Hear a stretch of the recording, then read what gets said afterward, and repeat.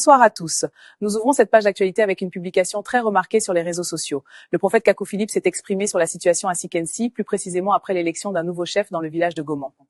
Justement, Marie, qu'est-ce qui a provoqué cette réaction du prophète? Y a-t-il un événement précis dans ce village? Oui, Jean. Ce nouveau chef a annoncé que sa mission sera de valoriser le dipri, une pratique traditionnelle locale.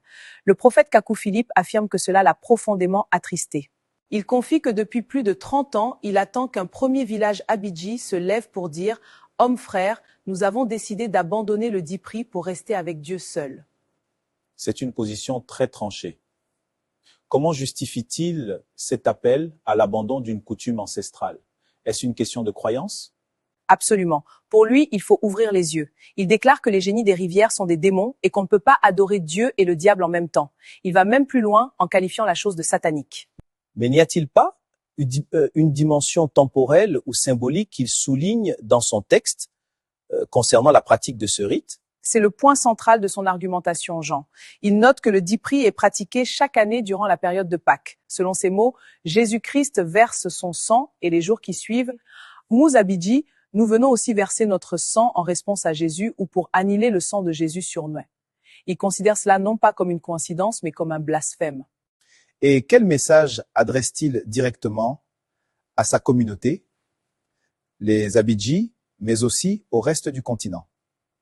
Il en appelle à leur conscience. Il demande que, si le fait qu'il soit lui-même prophète ne leur dit rien, au moins les cloches de leurs églises les interpellent.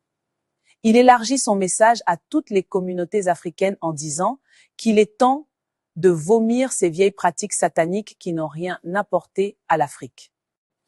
Pour conclure, quel est le ton général de cette sortie?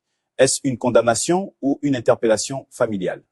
Il conclut en précisant que cette publication est sa part pour eux, au nom de son amour pour ses parents Abidji. C'est un cri du cœur pour un changement radical de spiritualité. Merci Marie pour cet éclairage sur cette publication qui fait déjà beaucoup réagir. Découvrez l'application Prophète Kakou, la lumière de notre génération. Plongez au cœur de la révélation du Seigneur Jésus-Christ en cette génération grâce à l'application Prophète Kakou, le tout dans plusieurs langues du monde. Cette application vous offre un accès privilégié aux prédications en texte et en audio, pour nourrir votre foi et éclairer votre chemin. Connectez-vous à la communauté des croyants à travers le monde en accédant aux contacts par pays. Disponible gratuitement sur Play Store et App Store.